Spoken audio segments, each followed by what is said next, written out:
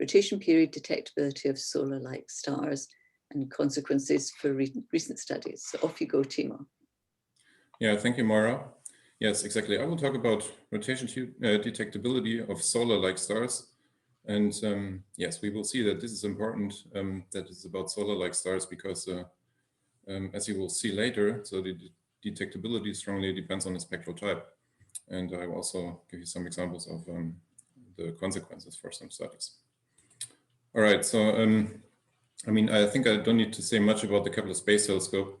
It observed 200,000 stars almost for 4 years with very high precision, very high cadence. This is the biggest data set that we have so far about stars.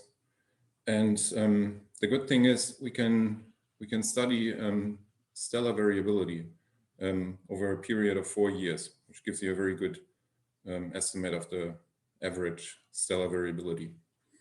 And one very nice feature, of course, is that you cannot, I mean, from this variability, that you can determine rotation periods. So if this variability turns out to be periodic, it's very likely that it's a rotational variability that we see. And so rotation periods have been measured for more than 30,000 stars. I have measured some, and the biggest sample is provided by McQuillan et al. 2014. These authors measured 34,000 rotation periods in these stars.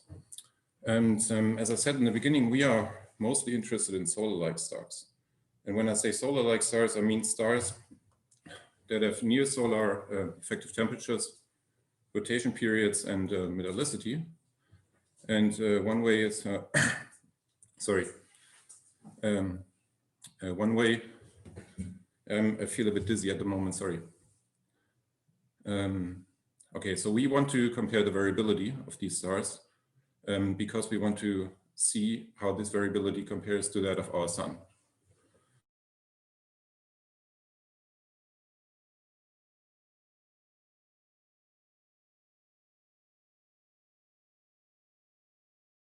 Solar-like star.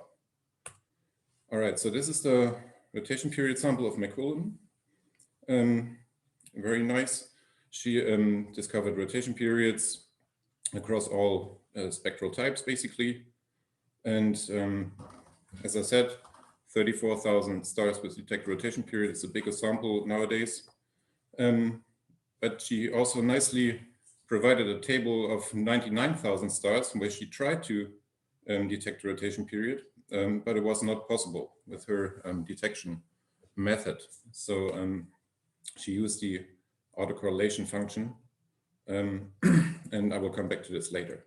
So we are interested in solar-like stars here between 5,000 Kelvin and 6,000 Kelvin. And we took the Kepler data and selected stars in this temperature regime. And we took a log G greater than 4.2 because this reduces the number of more evolved stars, which are in a later stage of evolution in the sun. And we took the McQuillan rotation periods between 20 and 30 days. So these parameter ranges nicely encompass the solar values of 5,780 Kelvin, log G 4.4, and roughly 25 days rotation period. And we also use Gaia data to construct this HRD. And then we basically only selected the solar-like stars, the blue dots in the middle that you can see here, which are confined between these two isochrones with different metallicity between minus 0.8 and plus 0.3. We chose these values because these are basically resemble the distribution of metallicities we see also in the Kepler data. And we also did this for the non-periodic sample of McQuillan et al. For these stars, except for the rotation period. Of course, we didn't have this for this sample. And this selection gave us 369 solar-like stars with measured rotation periods and 2,529 pseudo-solar stars, as we call them, without measured rotation periods. Okay, and then we measured the variability of these stars in order to compare it with the sun. So here is TSI data from the sun, total solar irradiance data, observed at the same epoch of Kepler, 4 years. And as you can see, the variability of the sun is quite small. So in the measure that we use to quantify this variability, it's the so-called variability range, or VAR. And this is basically computed by, in this case, selecting 90-day chunks of the time series, sort the differential intensities, and then take the 95th to 5th percentile difference between this intensity.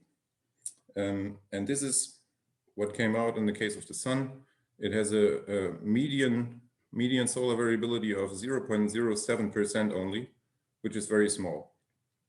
And the solar maximum variability that we were able to measure over the last 140 years, I think, or yes, was 0.19%. So this is the maximum variability of the sun that has been observed so far.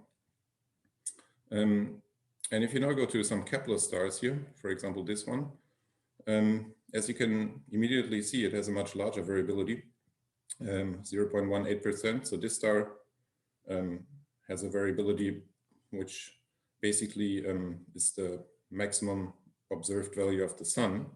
And this is just the average value. So this star might be might have epochs which are much bigger. And also another case I can show you here. So this is an example. It has basically 5 times the solar median variability.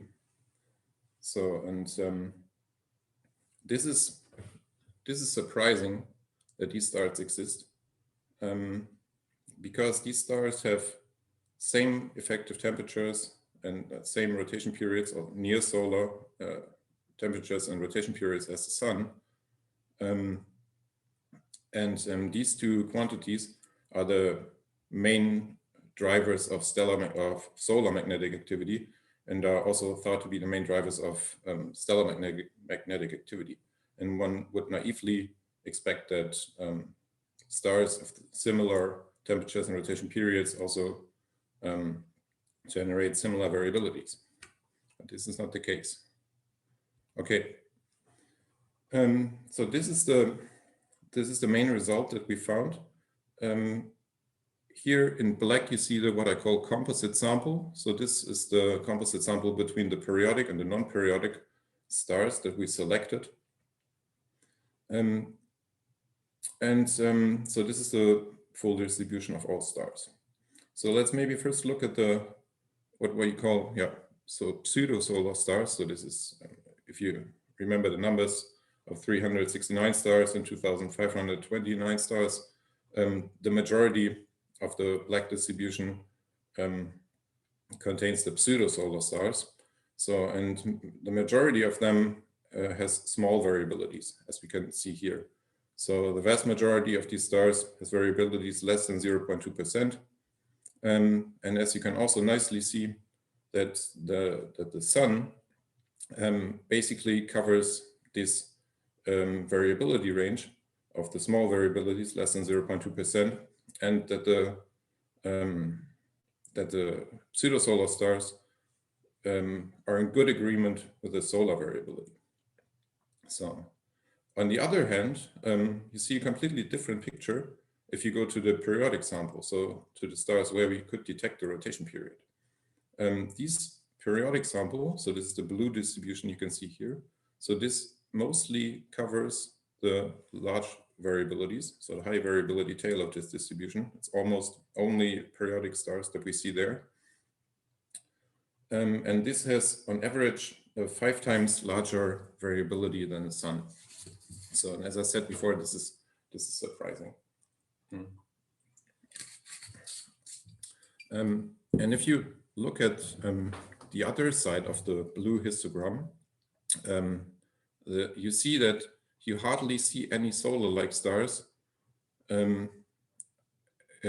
in the periodic sample at solar variability. So here, there's only very few stars that have small variabilities as the sun has. So this is one message for the moment. And this has also been shown in some recent study of Fensaters et al. So these authors, they compared the observed distribution of rotation periods and computed the detection fraction among different spectral types. So this is shown as the solid black line, the observed curve here. So this is basically the number of stars from the Macmillan sample with detected rotation periods divided by all the stars at these temperatures. These authors use the galactic evolution model, which is able to predict the number of stars that you would expect at a certain temperature and at a certain rotation period. And then they applied some assumptions and some criteria to detect these stars. And as you can see, there is a large deviation between the observation and the models. And the question is, where does this come from? Especially also here at solar temperatures, you see there's kind of a large deviation between 5,500 and 6,000 Kelvin. So the deviation is actually smallest for very cool stars, for M dwarfs. Okay, and so taking these two results, we asked ourselves, where have all the solar-like stars gone? And therefore let me first come back. So this is one hint, because which is indicating why so many solar-like stars are not detected, maybe. So this is the the light curves from Macmillan, and these authors used, as I said in the beginning, the autocorrelation function, the ACF here, to measure the periodicity in the light curves. And in the first panel here, you see a star that is turned periodic, and this is a good term for this star because it's very nice and very periodic, the light curves. So you will have an ACF with a very high peak. This will be quantified by some local peak height, as we will see later. So this is a clear indication of a periodic rotation period of, in this case, 13.6 days. But if you do bulk rotation period service, as Macmillan did, she basically did the whole Kepler sample, you will always have cases where you also have, in the second panel, you have wrong peaks. So this, the second highest, the second peak is actually the highest in the ACF here, gives you a period of 61.2 days, but this is likely the alias, so the double period. So in this case, it's much likely that the true rotation period of the star is actually half of this value only. And then there are a lot of cases, as I said, which are termed probable periodic. And these are the majority of the cases which comprises the non-periodic sample in the end. They show some variability, and they also show some periodicity, as you can see here, but they are noisy, and the variability is much more irregular than for the periodic cases, of course. And and you will see here that you find peaks, which is where it's not clear if this is associated with the rotation period of the star. Okay. So we conducted a detectability study in order to see what we can detect. And for this, we use some extension of the satire model that has been nicely introduced by Nina and by Sami this morning, to model the variability of solar-like stars. And of course, as Kepler observes all various kinds of stars, not only, I mean, the sun we only observe at 90 degrees inclination, but Kepler observes, of course, at all inclination angles. And it also has a variety of different metallicities, and most importantly, also of different magnitudes, so which basically defines your noise in the end. So we conducted a Monte Carlo parameter study, and we have in the first panel, we have an isotropic distribution of inclination angles here. And the second panel shows you the metallicity distribution from Mature et al. 2017. As you can see, the stars have a bit less metallicity than the sun. The peak is at minus 0.1. And so as you can see in the third panel here, the Kepler magnitudes. So the Kepler stars are very faint. So the last bin here between 14th and 15th Kepler magnitude, this contains basically more than 70% of all Kepler stars. So all these parameters will play a role if we want to detect rotational variability. And we did this. We constructed these model light curves of various inclinations, metallicities, and noise values. We have 300 years of these time series, and we, as Kepler, we just randomly pick a 4-year time series, and then we this is shown in the first row here. The green one is picked in this case here. You can nicely see the solar cycle. But since we are interested in rotational variability, we first, as we call it, Keplerize these light curves. So we basically cut this 4-year selection time series into 90-day chunks, similar to the Kepler quarters, and then we divide out the median and append these light curves. And in the end, we have basically a flat light curve which shows you the rotational variability. 3 minutes. 3 minutes? Okay, sorry. Yeah. I need to go a bit faster. Okay, and as you've seen, then we computed the autocorrelation of these light curves, and as you can see, it strongly depends on the activity level of these sun-like stars. If you're in the first and the second panel, you're here at so in the first panel you have a local peak height of 0.2, but it's not in between the 24 and 30 days rotation period. So this is basically a false detection here. If you go to some other 4-year segment, you sometimes find the correct rotation period, but with a very shallow local peak height here of 0.16. And then there are also cases here, like in the last one, where you find the alias, so the double of this period, as we've also seen before. So this is one important thing for detectability. Another one, as I mentioned, is of course the noise level. So we have here examples of 11th, 13th, and 15th Kepler magnitude.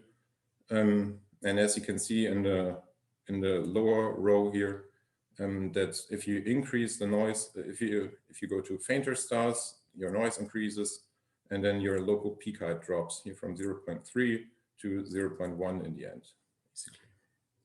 Yes, and so here's the result of our detectability study, basically. So these are, this is the rotation period distribution that we derived using different local peak heights here. We go from 0.1, 0.2, 0.3, and 0.4. And as you can see in the first panel, 0.1 local peak height, the majority of stars is still found at the correct rotation period of 27 days, but you also find a lot of rubbish here. So in red, you have the noisy cases.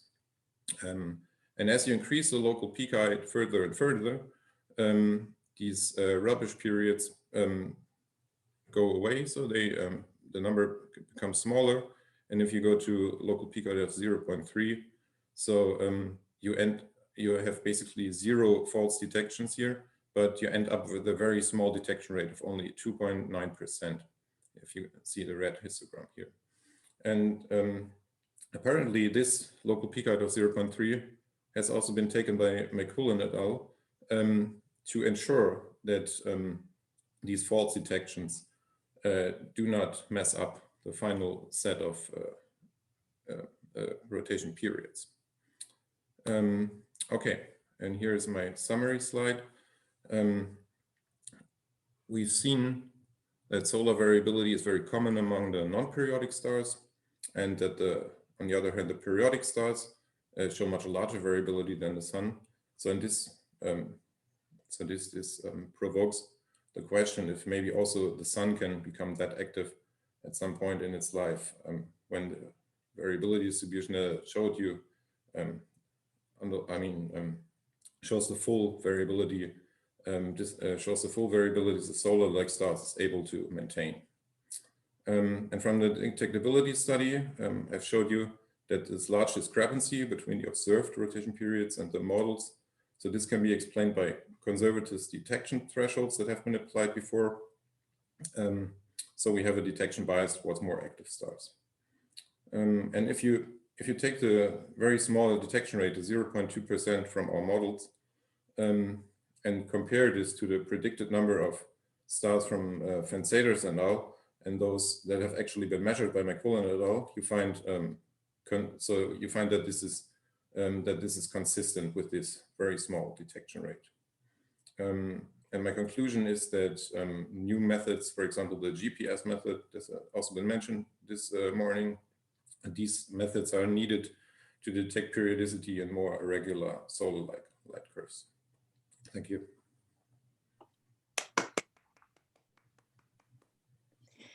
Thank you very much. That was a really interesting talk. Do we have some questions for Timo?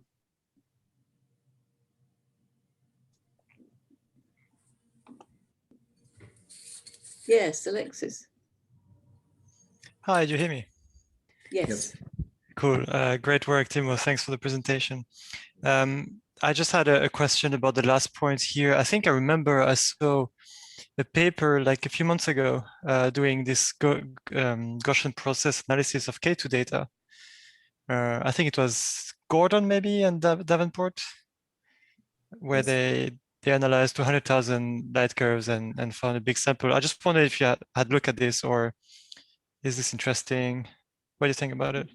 Exactly. So this is, I could have also mentioned the Gaussian process method, and we are also thinking about applying this, but I mean, compared to this GPS method, Gaussian processes are very computationally expensive, and I'm not quite sure if they are the best tool for detecting the periods.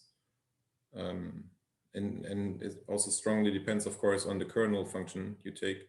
But this is definitely something we need to look into, but we need to see if these methods are especially suited for, as I said, less active solar-like stars. So maybe one needs to construct a different kernel for these stars compared to the periodic Kepler stars. Okay, thanks.